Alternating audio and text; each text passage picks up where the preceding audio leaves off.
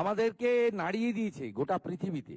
মুখ্যমন্ত্রী হিসেবে শপথ নেয়ার পর দ্বিতীয়বারের মতো নিজের দপ্তরে সাংবাদিক সম্মেলন শুভেন্দু অধিকারীর। এতে বহুল আলোচিত আরজিকর কাণ্ডের সময় কলকাতার পুলিশ কমিশনার বিনীত গোয়েল, ডিসি সেন্ট্রাল ইন্দিরা মুখোপাধ্যায় এবং ডিসি নর্থ অভিষেক গুপ্তাকে চাকরিচ্যুত করার কথা জানান তিনি।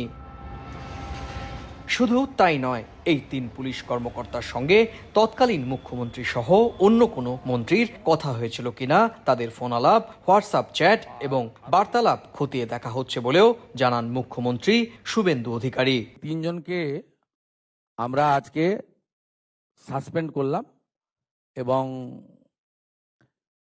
এইচএস এর গাইডেন্সে, সিএস এর গাইডেন্সে HS as per the rules যা আছে ক্যাডার রুল, সেটা মেনে ডিপার্টমেন্টাল ইনকোয়ারি এবং প্রসিডিংস স্টার্ট করবে। যদিও তৃণমূল মুখপাত্র কুণাল ঘোষের দাবি, ওই সময় বিজেপির বিরোধিতার কারণেই রাজ্য সরকার তদন্ত করতে পারেনি, সে কারণেই মামলাটি সিবিআই তদন্ত শুরু করে। সিবিআই চলাকালীন কি করে আবার রাজ্য সরকার তাদের তৎকালীন যে রাজনৈতিক অভিযোগগুলো ছিল, আজ সেই রাজনৈতিক অভিযোগগুলোকে মান্যতা দিতে প্রশাসনিক পদক্ষেপ নিচ্ছেন, সেটা সিবিআই তদন্তের সঙ্গে কোথাও তার কনফ্লিক্ট আছে না নেই, এগুলো আমাদের দলের নেতৃত্ব, আইনি বিষয়টা যারা দেখেন তারা নিশ্চিতভাবে খতিয়ে দেখছেন।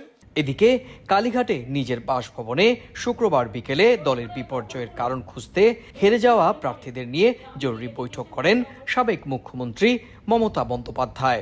বৈঠক সূত্রের খবর, দলের এমন বিপর্যয়ের জন্য জনসংযোগের বড় ধরনের ঘাটতি চিহ্নিত করেছেন মমতা। একই সঙ্গে দল থেকেও দলের বিরুদ্ধে কাজ করার বিষয়টিও সামনে আনেন তিনি। সুব্রত আচার্য, সময় সংবাদ, কলকাতা।